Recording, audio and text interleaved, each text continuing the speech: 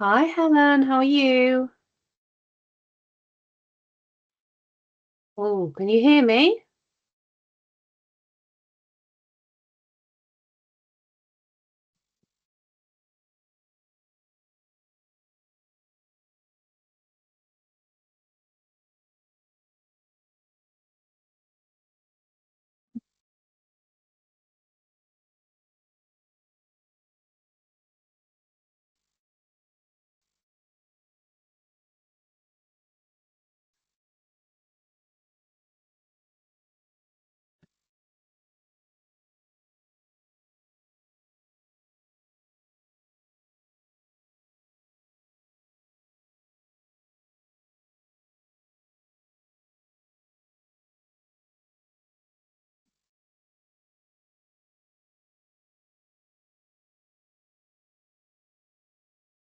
Hi, Karen. How are you? Hello, I'm all right.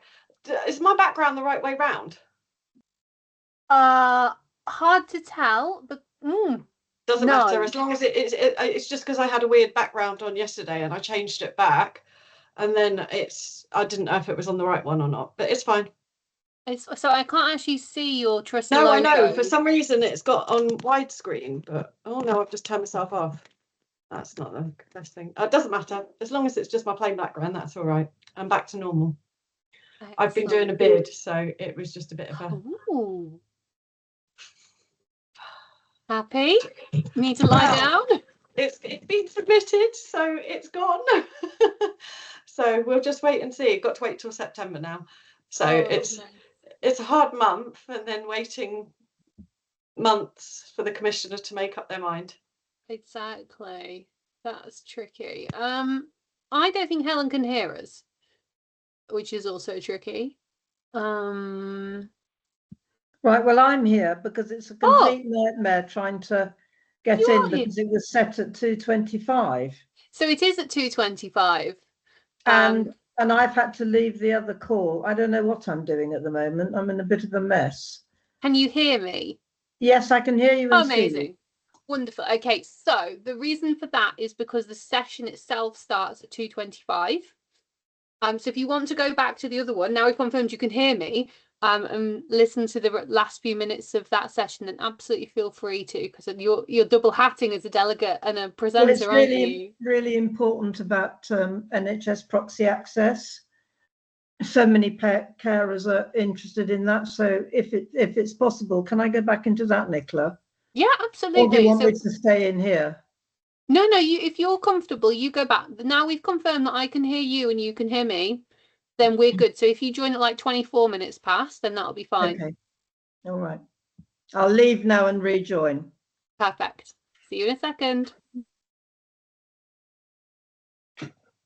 Sorry, trying to do numerous other things at the same time. There we go. Oh, don't worry at all. I'm just trying to get things shut down on my computer so that I That's don't end up with weird bings.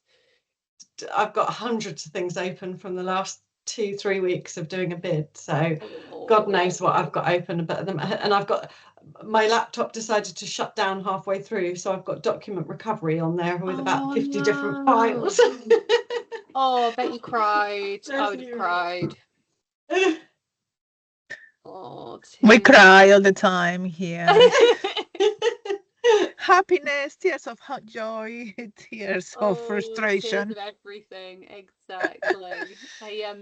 I joined an association of volunteer. Well, I didn't join it. I was watching the recording because I'm volunteer for them editing their webinars.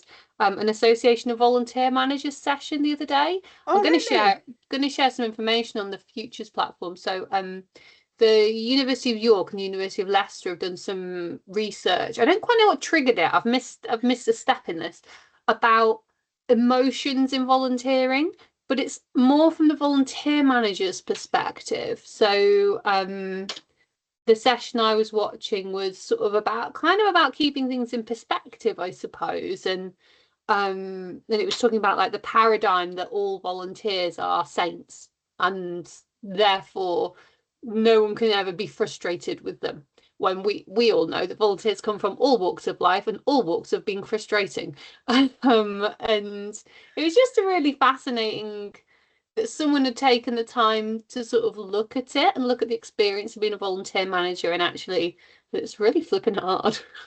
It is interesting that you are saying that, Nicola, because I volunteer for the Association of Volunteer Managers as well. What do you do? Yeah, I'm part of the conference planning group. I've been doing that for like many years, and this is kind of like, and we were thinking about delivering one of the workshops around that, around a little bit about like, well-being, self-care for volunteer managers as well, because as you know, sometimes we are on a silo. Me and my little team, we are here, we talk to other people, but it's so good to have, the NHS England wide meetings, because it's kind of like, you get so much from there in regards to all those things. You share your joys, your frustrations. We all have the same problems. Exactly. Oh, that's so interesting that you're an AVM volunteer. I've only been doing it, so I've only edited 2 things so far. I've only been doing it for about a fortnight, to be honest. But I'm it's all going a to little bit suggest new, just starting to get to know people and things. I'm going to suggest that all of us that volunteer with them broadly, we should be gathering the same way that, that I do the meetings for my volunteers that volunteer in different services. Yeah, it would be nice, because then it's kind of like, oh, you will see some familiar faces and you will be, I didn't know. Yeah, that's a good idea. I assume you're part of the London network rather than the South East network. I'm part of this is general for this Yeah, one. but I mean, if you go to the meetings, do you go to the London one rather the face-to-face ones? I don't go because we don't pay for the membership. Fair enough. I need to get CNWL to pay for it. Yes. Yeah, that but is there's no fair enough. money. Sorry. There's no money. No, there is no. Essentially, that's what needs nailing on the front door of every NHS organisation at the moment, doesn't it? It's like, there is no money.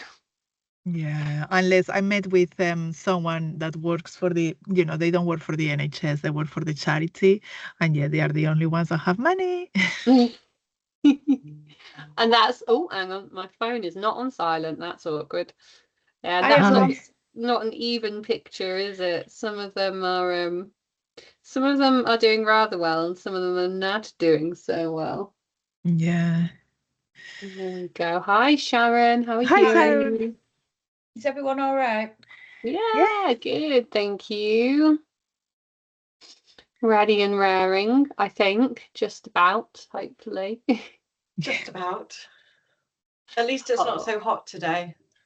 Yeah, it's quite warm outside, but inside the house has sort of retained the coolness, I think, from the night.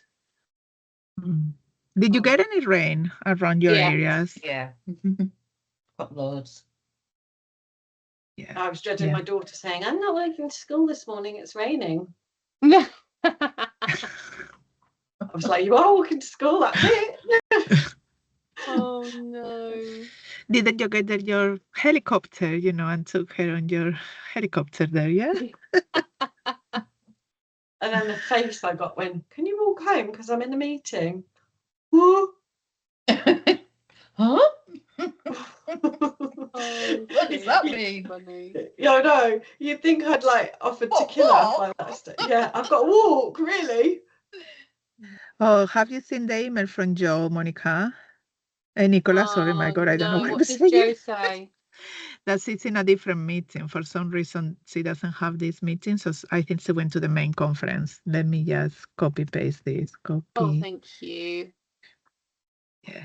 Yeah, I said that normally this event is done in the real world, and so I think they're chasing their tails a bit with the technology somewhat.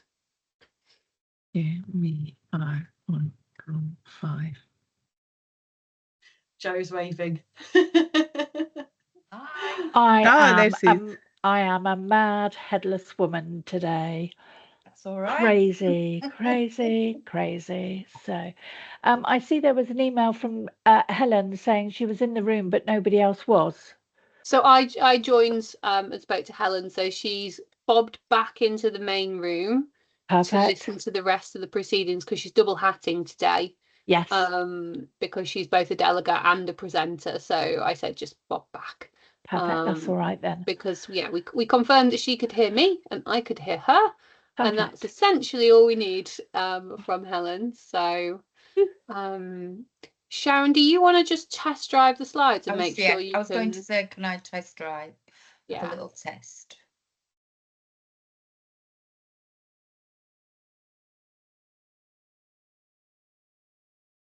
Now I'm not used to this new layout because it's showing your notes.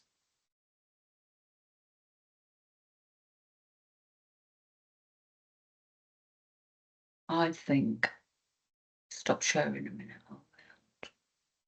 The slides came up. Yeah, it's just showing. Is it showing for you as well? There's your notes at the side. Are you happy for No. them to? No, No there are no notes. notes. No, just got Oh, that's the great. I slide. can see Yeah. your notes. That's all because it thinks I'm the presenter, then, doesn't it? That's Yeah. fine. So That's happy. So I'm happy. So on slides 1 to 7. So the first set is that you, Nicola. yes. Splendid. And then we'll get to slide 7, and then we start the next one, and that is Karen. And how do you say your name? Nuria. Yeah, Nuria. Yep. Nuria, lovely. Thank you. Perfect. Very nice. Especially with my Yorkshire accent, it's Yeah, it sounds very good. yeah, I always struggle. And then we go through to 16, and then we've got Jo and Helen, and then we'll come off main screen presentation after this one when we go to questions, so everybody can chat. Can I just ask something? So we've got the profile of Helen at the end, but Helen is going to speak throughout, as it were. Do you want to see that one first, then? I wondered, can we bring Helen forward? Yeah, sorry, I misunderstood. I thought you were going to speak first, Jo, and then Helen and I were going to have a conversation at the end. Oh, okay. I am going to speak. I'm going to do. Oh no, where are you? Come back. Come back to the Salisbury NHS one. Oh, sorry. That's all right. Because I think, Helen, you're online now. Go on to the next slide. Yeah. Helen, but you're going to do a bit about yourself, Helen, are you? Well, if you want me to. Absolutely. But should we do it before we go on into all of it so that people have the picture of you? If you like, yes. Yeah. So can we put Helen in after that particular slide? Yeah, that's absolutely fine. What do you mean put Helen in? Just she'll start talking. Yes. Yeah, so if we have Helen's, oh, I see. I'm with you. Okay. Are you wanting that slide moving to the start? I was so go on to the next slide. Next slide, please. Let's get this correct. There, see, so I then bring Helen into the conversation, if you like, or I explain who Helen is. But then if you want to do a more detailed bit on Helen herself, then fine, leave it at the end. Are you happy with the order of the slides then? Yes, if you're happy to do that at the end. Is that all right then, Helen? I don't mind doing whatever way anybody wants to do it. I'm hoping you and I are just going to be a fantastic double act today, all right? You will be. You will be. Brilliant. So is everyone happy with the order? Brilliant. Yes. I'll go back to the Sorry. And I'll stop recording as well. We don't need that. Oh, so the recording's automated. So Steve set this session up so it records from the start, and he'll take off all our nitter natter at the beginning. I'll make sure he does. I'm just going to go off camera for a second just to speed up my computer because I accidentally pressed close on my script.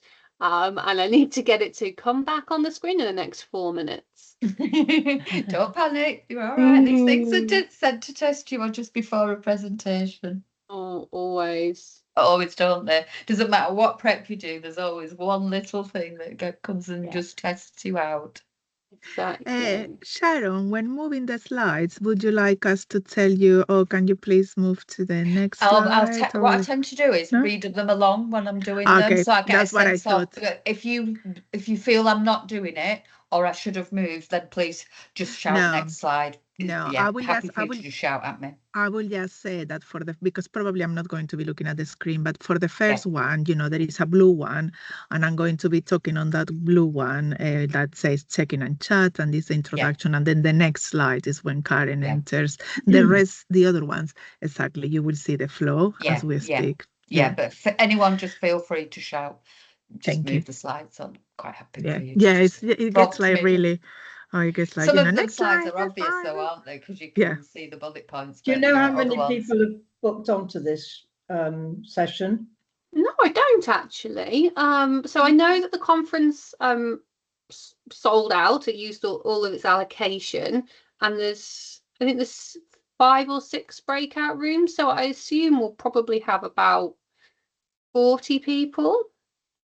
It depends on people got to choose what they wanted to do. So when we've had volunteering sessions in previous similar events, so we did a volunteering session and Experience of Care Week last year, it was really, really popular. I think people were really interested to hear what volunteering has to offer.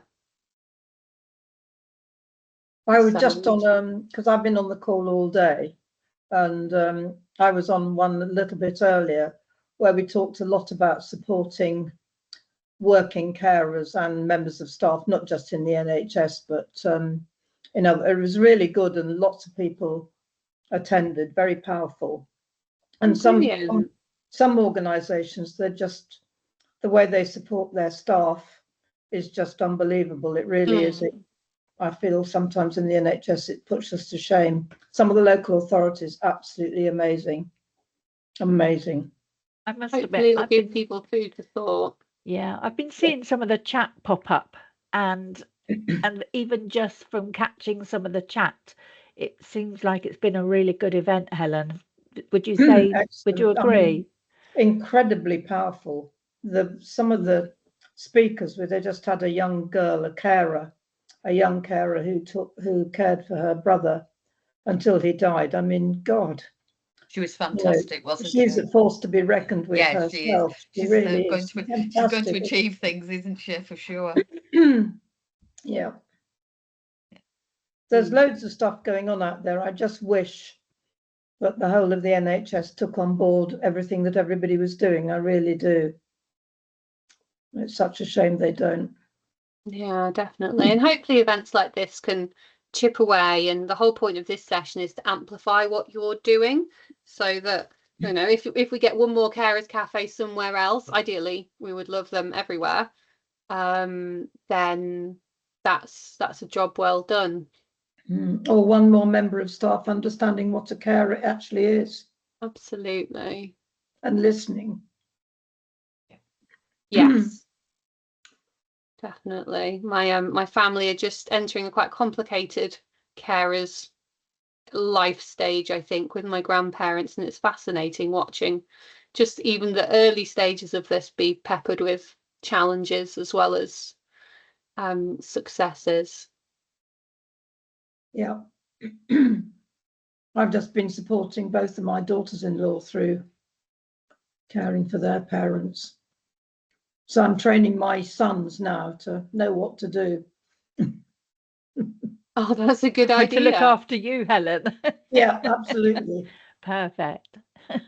I shall leave all the booklets lying around, so there's no question that they don't know. So what I think will happen now is I think people will start leaving the main room and start arriving with us. They do have to do a bit of faffing in order to get here. So they either have to hang up and join us, or they have to put themselves on hold and then join us. So they sometimes put a link. They've been putting a link in the chat for people to join their workshops. But it's a bit confusing because then you find you're on 2 calls. So then you can't think, where's the noise coming from? So you've then got to log out of the original one, and then you don't know where you're going. That's what I did. Yeah, got confused. My brain couldn't deal with it, so I just logged out. I'm just going to get some more water. It's making me twitchy that everyone, that people haven't arrived yet. But Yeah, no, they're overrun, Nicola. So don't worry. It's all running a bit late at the moment. although full disclosure, my script wasn't loaded on the screen 5 minutes later, so I am somewhat relieved. I think it's fair to say it's nearly there. I'm Giving a just tight super quickly conference. popping out. Just 1 minute. Yeah. Yeah, no problem. Okay.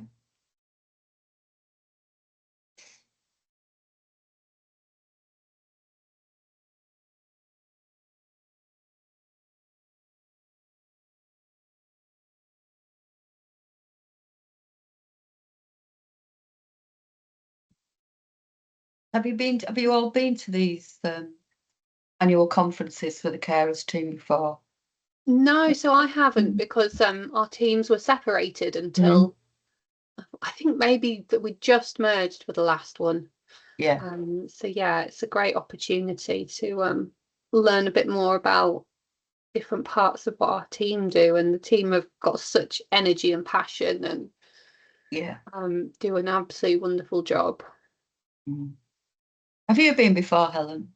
Yes, I went to Bristol. Was it last year or the Yeah. year before? I can't remember. The year before, I think it will have been. Year before, yes. It was very good. It's Yeah. much nicer being in person because you Yeah, just they're good in person ones, aren't they? talk to everybody, and it's much easier to interact with people rather than just staring at a screen.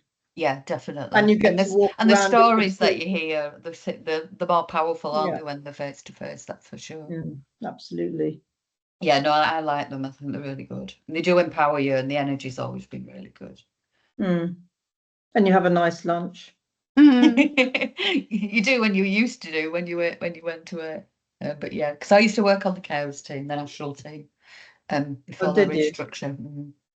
And ran the carers network. I was the chair of the carers network from NHS England as well for 5 years, and been a carer as well for 5 people. Because I've known Steve for a long time. Yeah, I used to work with Steve. Yeah. And Jen Kenwood. Yeah. And Tim. Yeah. What was his name? Yeah. Begins with A, doesn't it? Yeah. Yeah, I can't remember it now. Menopausal brain's kicking in, I'm afraid. Doesn't remember things. Because I was just looking at the stuff going back to when we were working on the analog to digital changeover with BT. Yeah. Because in Salisbury we were a pilot scheme. So I worked quite a lot with Tim and the team from EE and BT, and now I see it's going national.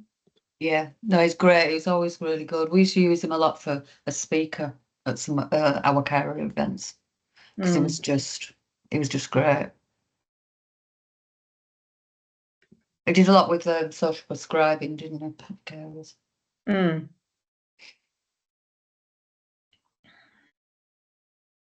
Where is everyone? There's a tea break now. That's probably why. It's been running late, the conference, and Yeah, now it has been there's running a tea break. Do you have a sense of roughly how late we're running? It was about when I rejoined you, the speakers from Bridget Care had only just started, and they were supposed to start at 2 o'clock. So I don't know what time I rejoined you, about 20 past. But I wouldn't. Feels like we're in the wrong place now, doesn't it? At least we're all together in the wrong place. Exactly. Well, I don't know. I mean, I can email Steve and ask him where we're supposed to be. You could nip into the room, see what they're doing. Shall I log off and log on again, and log into the main room and see what they're doing? Yeah, log into the main room. Right, I'll be back in a second. I'll go do. I'm just going to pop up for 1 second, a minute. I just got something. And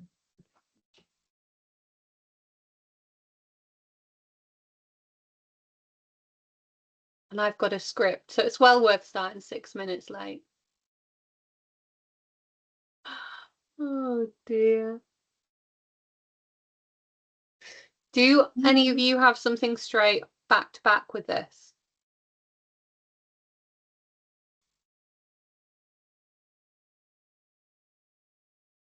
No, that's fine. I have No, a I haven't got meeting. anything. I have a meeting, but it's supervision or like, catch up with one of my staff members. So if I'm like a few minutes late, it's not the end of the world. But because I'm in the office today, lots of people were coming to the office. As soon as I was trying to get this room, which was the only pod left, people were like, "Oh, we're here for the appointment." And so, okay. And bless, they had lots of questions. Yeah. Yeah, I used to have to lock myself in my office when I was at the hospital. It looked like no one was in because it didn't have a window on the door. So I used to hide. I needed to just get something done. Yeah, we are based in an office, but I remember when you are in services, it's just, it's the nature of it. You never get to do any work because really, like, there's always someone at the door. Yeah. Exactly. We were based in the main reception of the hospital as well. So we occasionally just used to have patients who would just cruise in from outpatients and want to have a chat. There was a man who often wanted to talk to me about pyramid schemes. Who, would just every time he had an outpatient appointment, he would come and tell me about his pyramid scheme ideas to make lots of money. Just somewhat intense. What did it look like, Helen? They still chatting? I haven't been in. I think Sharon was going in the Oh, it other was Sharon room. who was going. Oh, I assume she's still out there. I hope we've got people coming. If not, what we should just quickly run through it and record it, and then we can share it with people. I think people will come in. It's the speakers have been so brilliant. There's been no time for questions either, and I think maybe they've been a bit ambitious and put too many slots in. Yeah. I think one of the benefits of a face-to-face conference is there's always extra time to go. You can get chatting to someone having a cup of tea or over lunch and things. If you don't get to ask your question at some point, you can often encounter the person later in the day and have a more meaningful chat. Yes, exactly.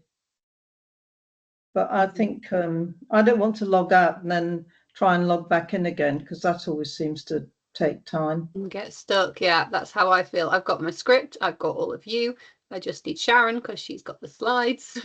And some people have got two screens, so they can be in something in each screen, but I can't do that. So I have two screens, but my bandwidth on my laptop is such that it's not a good idea to try and multitask.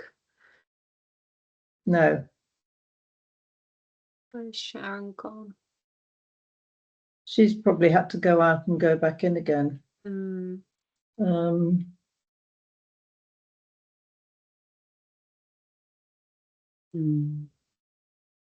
think that might go on my little lessons list, is to make sure I have a spy in the main room.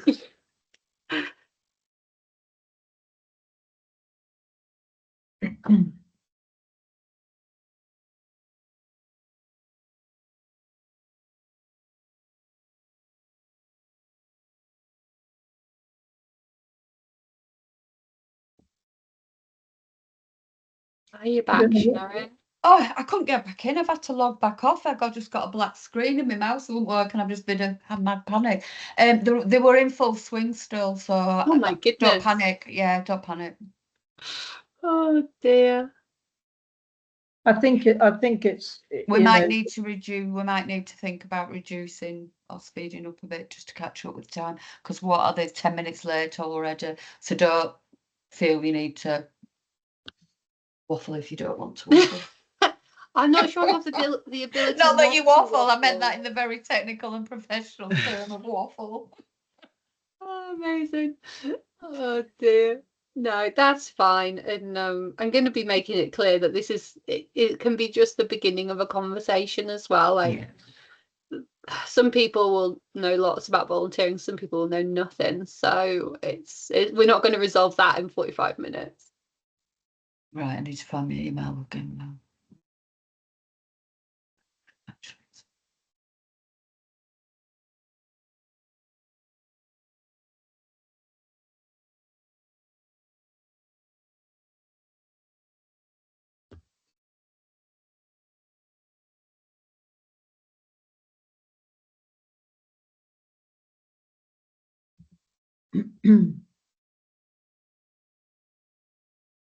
Steve done. So I think Sharon Steve has archived the slide deck we're using by mistake. Well, archive Steve. Tell him all.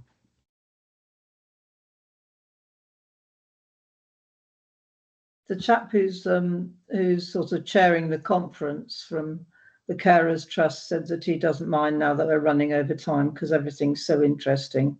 Oh, good. He had good intentions. He He had really good intentions, didn't he? Yeah, we don't need to worry about it, I don't think, really. No. No, I mean, it's getting me out of a meeting I don't want to go to that's overlapping with this one. So I'm okay. I'll just tell them I had to stay a lot longer, just a lot longer for the whole hour.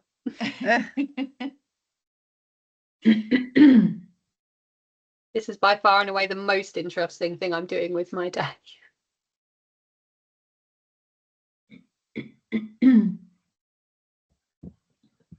I'm sorry you're missing out on the conversation that they're having right now, though, Helen.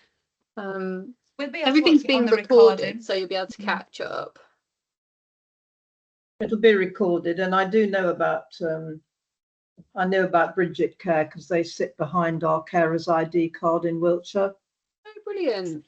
But on the digital offering, and I also know about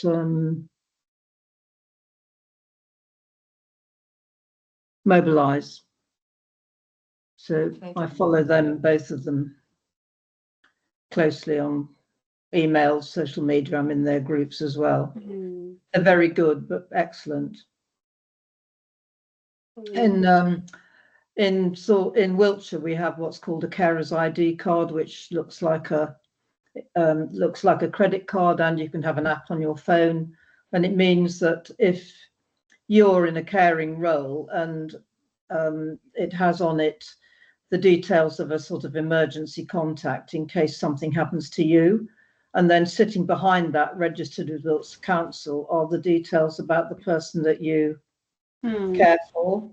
So, you know, if you were to, you know, fall over and end up in A&E or something, who would know that you were caring for mum or dad or whatever, and the council would have access to that, and so they would know, you know, say if mum had Parkinson's, that she had to have meds at certain times and where the meds were kept and what the key code was on the door, all that sort of thing.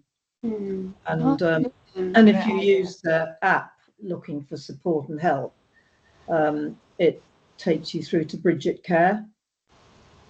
And then Mobilise have a great website. They have all sorts of tips and hints and everything from sort of how to clear up incontinence accidents and you know, things that people don't actually want to talk about but need a huge amount of help with. It's really excellent. It's sort of written by carers for carers, if you like, but moderated. And it's knowing that information's there, even though you might not need it right now. It's knowing that it's there, isn't it? And it's like they were saying in, I can't remember which presentation it was earlier, it's that we need it before, not when we're in crisis. And we need to know it's there, don't we? So, yeah. And that's usually the trouble. I know, it was when we were talking about people, members of staff working, not recognising that they're carers until the proverbial hits the fan. And it's only suddenly then that they do realise that actually I'm doing more than I would normally for that family member, neighbour or friend or whatever. But it usually takes you a crisis to make you stop and doing what you're doing, because you're just caring and you get into that, you just don't stop, do you? You get up, you care. And looking after yourself is the last thing that you do, isn't it? So you just don't have time, do you, when you're caring? And that's what I try to say to staff if I'm doing training for them. Keep an eye on your other members of staff, and if they're coming in looking absolutely wasted and exhausted and, you know, hardly eating or whatever, just try and say, is that anything that, you know, happening in your life that You It was want to my do? line manager who spotted my behaviour and what was happening and what, because I was late and because I was rushed and because I started whinging and moaning about the pharmacist. And then she goes, hang on a minute, that means you're a carer. What do you mean I'm a carer? And then she got me in with the network, she got me the support, we did flexible working, and everything just changed completely. So yeah, you do spot. Well, it's knowing what to spot, and it's giving the people, empowering them to do it. Yay, we've got one person. Oh, here's somebody. Hi, Nicola. Hi, sorry, We're all excited to see you because we've been sat here ages thinking nobody wanted to come to our session. We realised you'd run over. So we're very excited. And who was that passing by? Oh, that was one of my cats. Sorry about that. It's not, apologise. That's very welcome. Yeah, all felines welcome. So I assume the session's just finished, Nicola, so we'll give everyone a Yeah. few. So we've got Wendy joining now.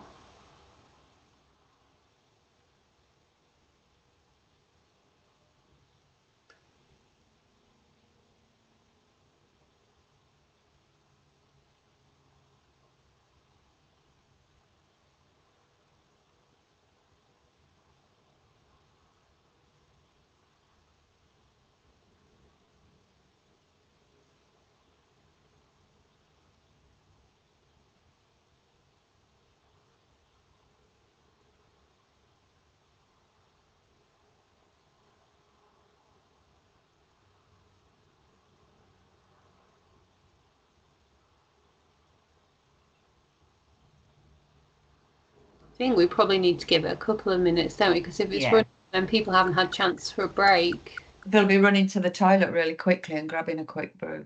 Exactly.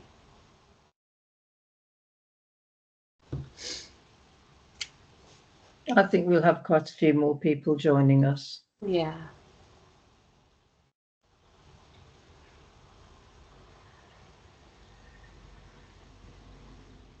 Hi, Emma. Welcome. Hi, everyone. Hi. Hi.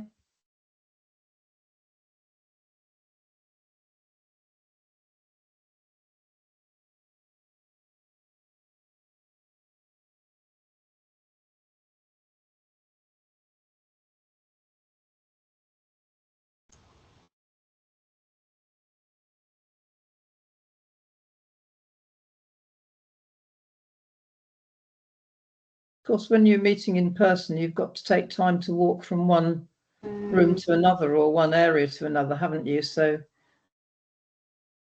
yeah. Exactly. I suppose people in offices might be getting kicked out of rooms as well. Yeah, there's that joy to contend mm. Hi, Yasmin. Welcome. And Jill.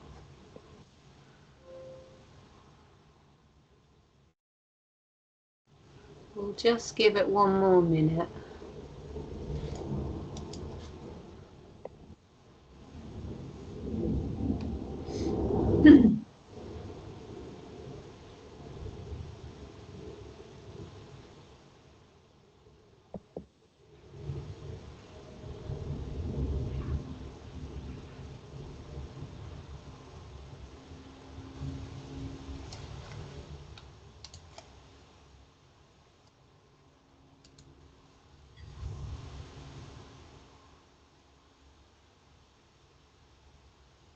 Okay, so do you think we should get going, team? Yeah, let's do it. Lovely. Well, thank you guys for speedily getting across from one digital session to the other.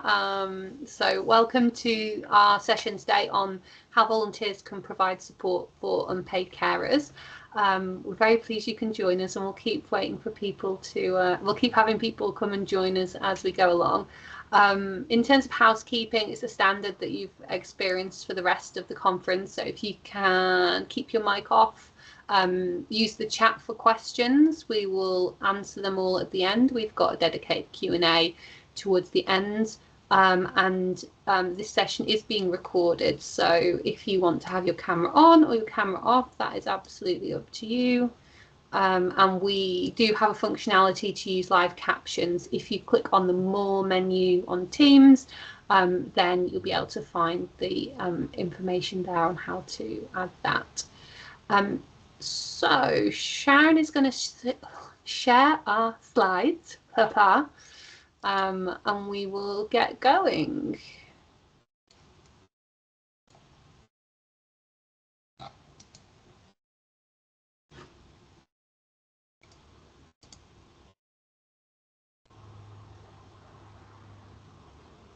Can other people see the slides? My computer is slightly laggy, so if you can see them, I will just talk. The slide I've got up now is number 3, Nicola. Just the I'll do that. My computer will get there in the end. Technology. Don't worry. Fabulous. So my name is Nicola Monk. I'm a voluntary partnerships manager in the experienced partnerships team at NHS England. I'm joined today by a number of people. Nuria and Karen are from Central and North West London NHS Trust, and Joe and Helen are from Salisbury NHS Foundation Trust. And we also have Sharon, who is supporting us with technology. There's no help in my technology at home, if only she was here with me. We think we've got 45 minutes together today. We're not entirely sure because of the slight change to the agenda, but we will persevere until Steve or one of the team pop up and say hello, and let us know to speak faster at a certain point. It's really important that we're aware that we're only scratching the surface today. So we're scratching the surface of the many ways that people can, that volunteers can support carers.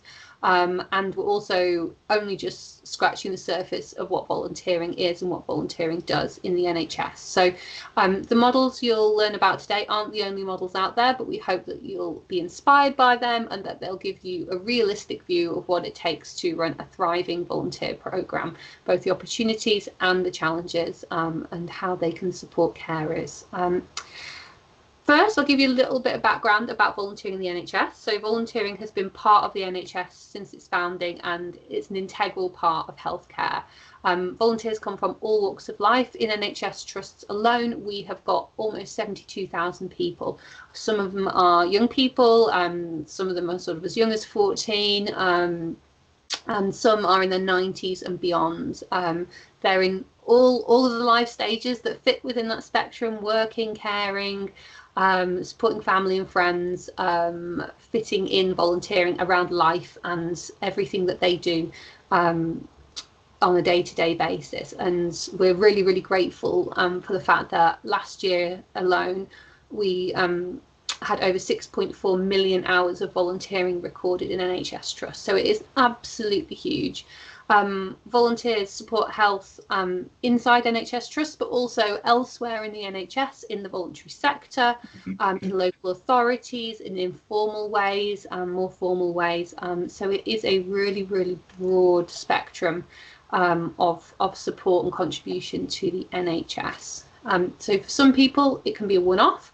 For others, it's a really regular part of their week. It offers really reciprocal benefits. They make a big difference to health, but it also makes a big difference to their health. Volunteering has been proven by numerous studies to be very good for you. Our roles are incredibly diverse. You might have someone who's a volunteer respond to you when you make a 999 call as the first person on scene as a community first responder. You might have people with really interesting skills and backgrounds, hospital, radio. I know that Joe in Salisbury has a wonderful green project refurbishing resources in her NHS Trust, which I always love hearing about. We've got people at the front entrance to hospitals doing wayfinding. We have people doing creative arts with patients, have people feeding patients, ensuring they're hydrated. We have people supporting people towards the end of their lives, and then also behind the scenes roles like fundraising, admin, trusteeship. They're in loads of different settings: hospitals, community centres, faith centres, at their own homes, in other people's homes, in their cars.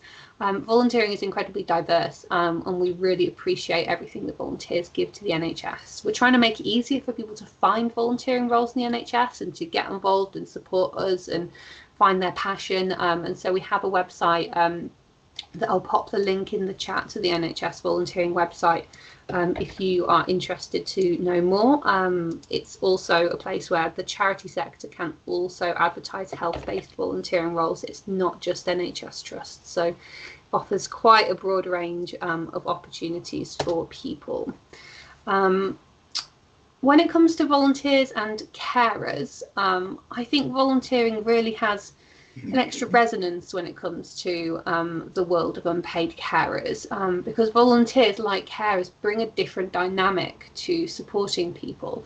Volunteers bring lived experience of health conditions, of caring, of being in a hospital setting or a different kind of care setting. They bring their own personal life history. They bring diversity in terms of their communities that they're from and the experiences that they've had.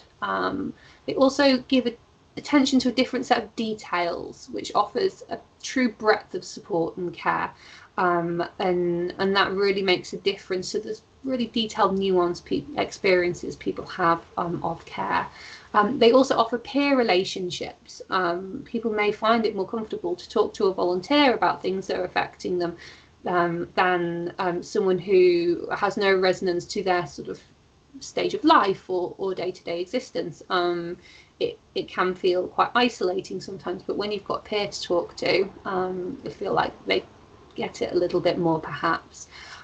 And for some people, it really makes a difference that they're talking to someone who's there because they want to be, not because they're paid to be. And obviously NHS staff are hugely compassionate and are there because they want to be as well in most instances, but it does feel different. And so volunteering inhabits a really special place within the NHS. Volunteers don't replace staff, nor should they. They bring something different and unique. And we're going to hear today about two different trusts and their approaches to involving volunteers within carer support projects, and hopefully they will be a real source of inspiration for you. So first off, we're going to hand over to Nuria, Miguel and Karen Rogers from Central and North West London NHS Foundation Trust, who are going to talk about their check-in and chat programme. Hi. Good afternoon, everyone. Okay, yeah. That's much better now. I'm Nuria. I'm the Volunteer Services Manager here at CNWL. I'm just to tell you that we are a community and a mental health trust, and we serve a large area of London and some nearby regions, such as Milton Keynes and Surrey. Just to put you on, on who we are, we have around 300 different services that support people through their lives, from perinatal care to palliative care and, everything in between. For our staff who are carers, who are also carers, we offer, a comprehensive range of support that includes including a carers policy, a carers passport, and a carers network that advocates for and provides appropriate assistance. But today we're presenting the check-in and chat service, which focuses on supporting carers of service users who are often like an overlooked group. The original check-in and chat model was launched during the pandemic, and it was a way of ensure the well-being of service users during those times. But when we first reviewed the service, the feedback that we got from the Carers Council was that, they were thinking that, a little bit of they would appreciate that extra support. They would like to have that extra support of the check-in and chat service for themselves. So as a result of that is when we opened in November 2020 the service to support unpaid carers. So I'm going to hand over to Karen now, that is going to share a little bit more about how the service works on a day-by-day basis. If we go to the next slide. So what is check-in and chat? I'll just give you a very brief overview. As Nuria explained, we look after carers of service users. We don't look after service users because carers that are service users, because they're normally supported by services directly.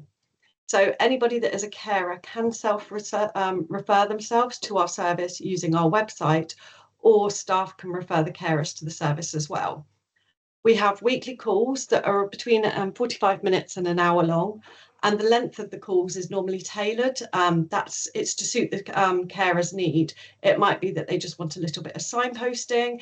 It might be that they want longer term support so that we can offer them the full 8 sessions. In some cases, we actually go through to 14 sessions, depending on what their need is and what's outlined.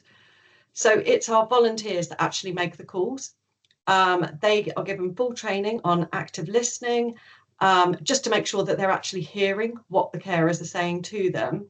They are also given safeguarding and governance process training. We have a very wide range of backgrounds and the jobs that our volunteers actually do. We've got people from the police, we've got people from the NHS, and we've got carers just with lived experience themselves that want to give a bit back to the service. We try as much as possible to match our chatter to the client, just to make it a very easy process. We're very, very clear, though, that it's not, this is not a clinical service. It does not offer counselling or any solutions. So next slide. I'll just give you a really quick overview of the process. As I said, we are non-clinical, so we make sure that we've got a very clear SOP, clear guidelines on expectations for our supervisors and our chatters, and expectations of what the client, the carer, will receive from the calls. We've got templates to cover when we record a contact with the client, and also no contact, because sometimes that can be a slight worry. So we will contact the client 3 times on the day that we've said that we will call them, and if no contact is made, we will record this. So all of our clients are registered on System 1 as a carer. That's our clinical system, and all notes are recorded on the clinical system. In terms of appropriate governance for our service, so we make sure that all supervisors are CNWL staff members. The reason why we say that is that it's because we have volunteers working on the service. If any safeguarding issues are identified during the calls, we want to take the onus away from the volunteer as quickly as possible. So the supervisor will take the safeguarding issue and then escalate it through the trust as quickly as possible. Calls are always completed on a CNWL mobile phone, and the chatter has an NHS email address. That's just to ensure that we've got appropriate confidentiality and governance processes. And our supervisor will do supervision with the chatter on a 2-weekly basis. The reason why we do this is because they might be a CNWL member of staff. They might identify things that the volunteer might not have identified from the call, whether it's different signposting, different help that they might need. And as I said again, any safeguarding issues they might identify. We report any safeguarding issues through Datex. And what's really nice is at the end of the calls, we do have a chat with the client, and we take any feedback that they have given us about the chats, and those lessons learned are fed back into our service. So why check-in and chat is important, on the next slide. So as people have said, that carers don't necessarily identify themselves as a carer and what they might need, and it might be just that first trip into a service with the service user is the first time that they ultimately realise that they are a carer. So what our volunteers will do is direct them to carers assessments. We have a really wide resource library that's available on our website of all support that's available in every single one of the boroughs that we serve and across Milton Keynes, and it's a big directory. The chatters can access that library themselves, or we can actually or because it's available on our website, the clients can access that and get information on what support is available to them. What the lovely thing about this service is, and what I just want to really harp on about, is the fact that it is driven by the volunteers themselves. So they will tailor the service to meet the need of the person that they're chatting to. We had an amazing example of a volunteer that was chatting to a lady whose husband had mental health issues. The husband had, the family didn't recognise mental health issues, and this poor woman just felt so isolated and alone in her caring responsibilities. Our chatter found a free cookery lesson classes in the local community, directed the client to those free cookery classes, and what she could do was just take an hour out of her week to go with her son and do these cookery lessons. Nobody knew who they were. Nobody knew their backstory. Nobody wanted to know their backstory. They just wanted to go and have that bit of me time, that bit of independence, and that way away from the home. That was a fantastic story and an amazing thing that our volunteer did and helped our client with.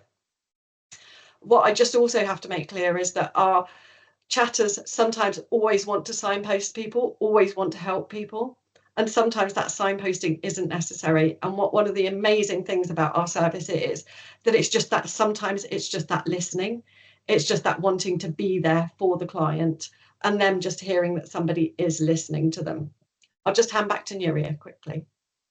Yes, and as you can hear, we are very biased because we love the service. We've been working with this service for many years, and we think that is great and is working very well. But this year we wanted to go a little bit further ahead, so we partnered with one of the local universities, UCL. They were offering a research volunteering project to their students. So we involved 6 of their students into kind of like 2 different groups to conduct some research and evaluation on the model. Basically, we wanted to make sure that, that we wanted to understand how other services operate and also to determine whether there is a need to tailor and change the offer that we had and that we have been offering for the last 4 years. So, we ran some focus groups. The students, volunteers, they also designed a survey that they could use in these focus groups and basically capture their experiences of carers, volunteers and supervisors of the service. So some of the fundings, you can see them there on the screen. And, I'm pretty sure that you will get the slides afterwards. They didn't get any, they didn't give us any kind of like new pointers or things that we haven't thought of. They reinforce some of those ideas that, it's a unique and it's a tailored service and bespoke to the person. When we have offered the possibility of like Zoom or Teams calls or, face-to-face, people didn't want to take it. Some people like the anonymity and some others is kind of like, it's just the distance and the time commitment that would be too much for them. And also for us, it will mean like, more waiting lists because we will have too much people based on their location. And we cover a very broad area of London, but also the carers could be living elsewhere in the country. Just because the person that they care for is part of our services, but they might be living like, in Scotland, for example. We decided as well that, being part of a big trust, we also have other resources and information and services that they can access, such as Keeping Well or that Recovery and Wellbeing College. I am concerned about time or mindful about time. So I just want to quickly end the presentation looking at some of the lessons learned, obviously, over the life of the service for 4 years. We have identified lots of different things, areas for improvement, areas that we need to change. So for us, some of the key areas is like information. We think that we are very clear when we tell the carers what the offer is. When they can read it on the self-referral, if they refer themselves, or they can read it on the website, or someone else would explain it to them. But we also kind of like, despite of those best attempts, people still sometimes are not sure if we are offering counseling or therapy. So we have created kind of like, boundaries forms, and then on that first call, the supervisor will also kind of like talk to them and make very, very clear what the service is for. We try to accommodate, translation or speakers of the same language at the same time as the days, the times of the weeks, but we want to make sure that, most of the calls happen within working hours so we can follow any potential safeguarding issues. And we have them every so often. They're not super frequent, but at least like, 3-4 times a year, we will have like some sort of like safeguarding concerns that we are able to kind of like work on quite quickly. you know, in the case of re-referrals, because sometimes you can refer back to the service, we don't want to create dependency, but sometimes we have had the case of like people coming back to the service maybe after 1 year or 2 years. And what we decided is that we will be allocating that person to a different charter, so to try to break that kind of like, you know, friendship or reliance on the other person that they could have been created. And yeah, just kind of like, you know, ensuring as well that everyone understands their role. Everyone has a role to play, the role of the chatter, the role of the supervisor. And we haven't gone into detail about, you know, what the supervisor role is, but we rely heavily on them. And those supervisors are volunteers, but they're also CNWL staff members. You know, I will leave it for now. You have all our contact details as well as information if you want to get in touch with us afterwards. Thank you. Well, thank you. Sorry you've been curtailed. So we've been asked to try and get everyone back into the meeting space for about 1:15. So please put questions in the chat, and what we can do is handle them in the chat. So either I can take them away to Nuria and Karen and contact you by email, or we can handle it in the chat as well, because we want to make sure you have that opportunity. But we will move swiftly over to Joe and Helen from Salisbury NHS Foundation Trust. So Joe is the Voluntary Services Manager and Helen is a volunteer within the service. So Joe, you were going to start first by giving us some context, weren't you? I am. Thank you very much, Nicola. Can I have the next slide, please? So just a little bit of history. Back in 2015, we had 2 junior doctors who wanted to start Carers Cafe.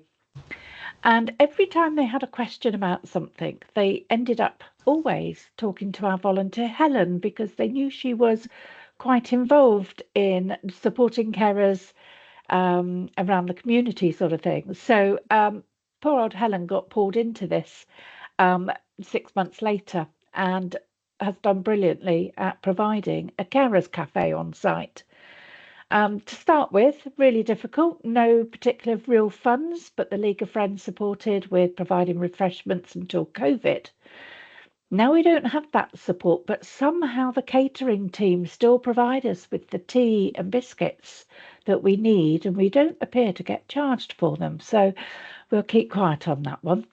And in the beginning, Age UK, who are now Age UK Wiltshire, etc., Alzheimer's, they used to send some of their volunteers along to help from time to time. And again, that's something else we don't have.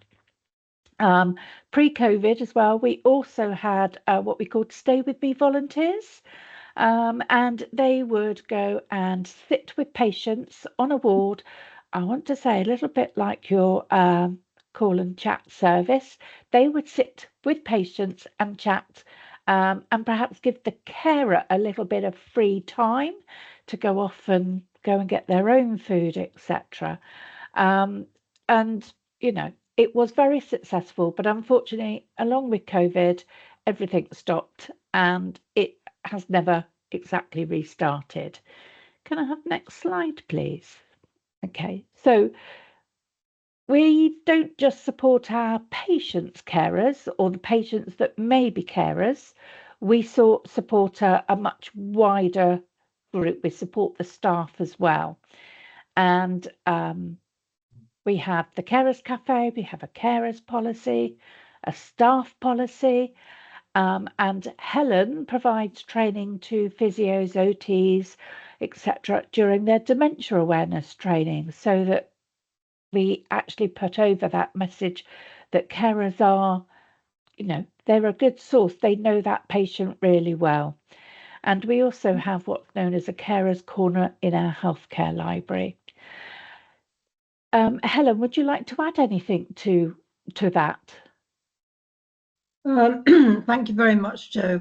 Yes, I pop into different sort of training sessions by invitation because I feel very passionately about staff involving the carer in everything they do. It helps to make a good discharge for patients because the carer is, generally speaking, the expert in what is going on with the patient.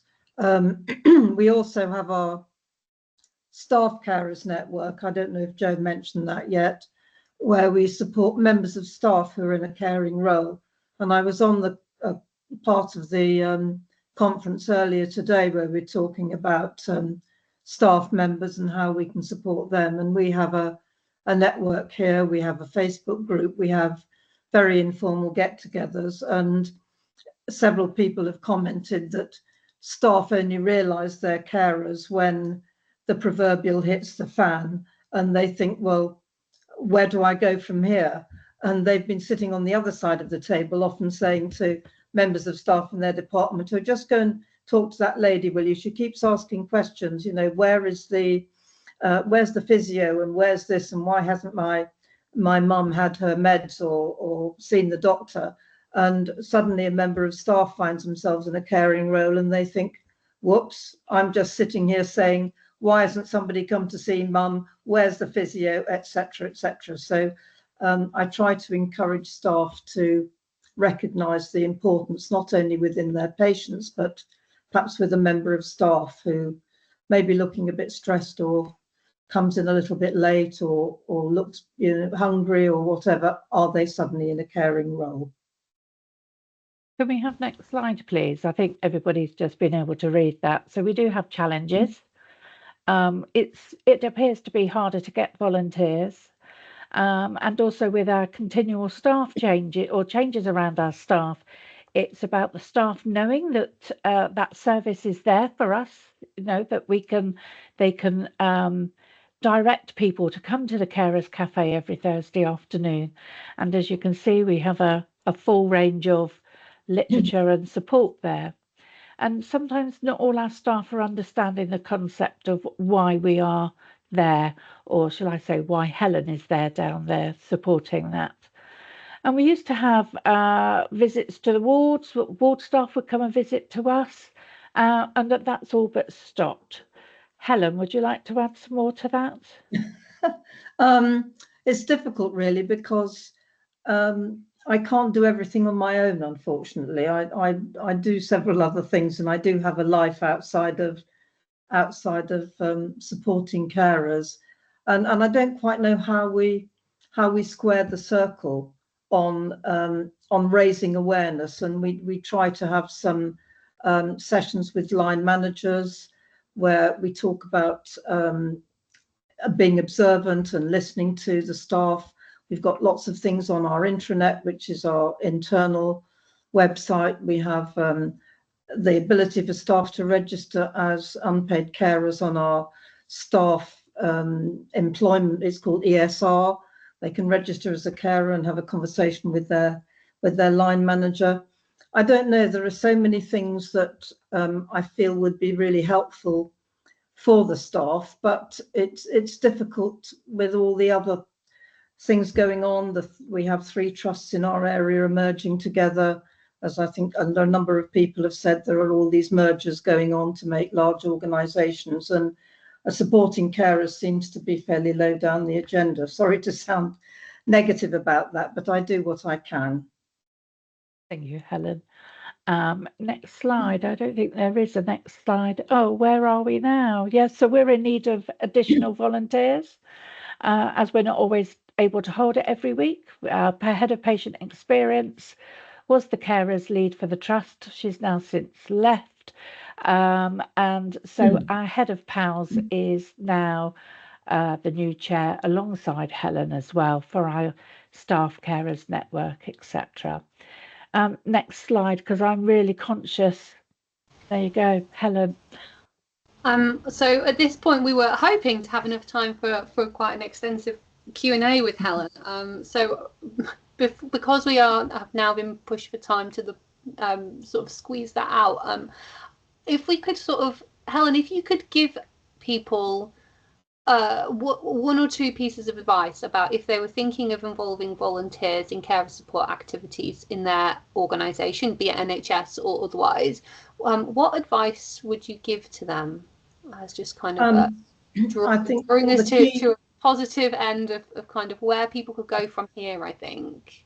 Yes, I think the key thing is to have people who are good at listening and who perhaps there are lots of volunteers out there, and maybe you have to, rather than putting an advertisement out, go around and talk to people about what's involved. It's very rewarding supporting unpaid carers because they often have nobody to talk to.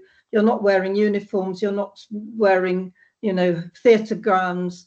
They'll come and talk to you and tell you what's going on, and sometimes that's all they need is a gentle conversation. So I think finding volunteers to support you is difficult, but if you go out there and rather than just advertising, maybe go to some existing volunteers who you might have in your organizations and just have a chat to them and say it's not onerous, it's just about being able to listen and perhaps offer a little bit of signposting, and sometimes that just reassures people that there is somebody there for them to listen to. Wonderful. I think that's great advice, and it hopefully helps when talking to people who think, oh, carers sounds like a scary word, or I don't really know what it means, or what if I get it wrong and then they're not able to care for someone, like all of that kind of ifs and buts and what ifs, by explaining that it just is that that listening ear and being able to be there for someone. You don't have to have all the answers, you don't have to be an expert, you just have to be, is really powerful. So I'm going to pop a few things in the chat now. So our contact details to continue conversations. Like I say, some of you may have extensive experience of involving volunteers, some of you may not. It's a great opportunity for us to kind of carry on those conversations, ask questions. If you think of them later on, then please do get in touch with us. And the NHS England team, we are very well versed in all things volunteering, sort of from the technicalities and how it all fits together within the NHS. But we aren't the only way to do it. There's so much rich volunteering going on, supporting carers elsewhere, and we're happy to signpost and support people wanting to learn more. So we better scuttle off back into the main room now, and thank you very much, and do apologise it's been somewhat curtailed, but hopefully it has been useful, and we will carry on talking in the future. Thank you very much. Bye bye everyone. Bye everyone. Thank you. Bye.